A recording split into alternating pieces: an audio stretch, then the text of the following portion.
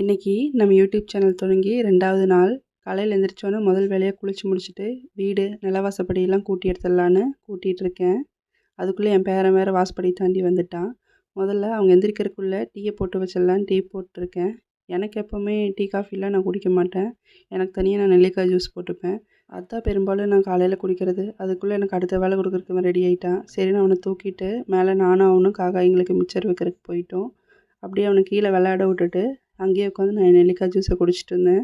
எங்கள் வீட்டில் நான் தான் முதல் பொண்ணு. எனக்கு அடுத்து ஒரு தம்பி ஒரு தங்கச்சி இருந்தாங்க. எனக்கு கல்யாணம் ஆகிற வரைக்குமே கூட எங்கள் அப்பா டெய்லியும் வியாபாரம் முடிச்சு வரும்போது ஏதாவது சாப்பிட்றதுக்கு வாங்கிட்டு வருவார்.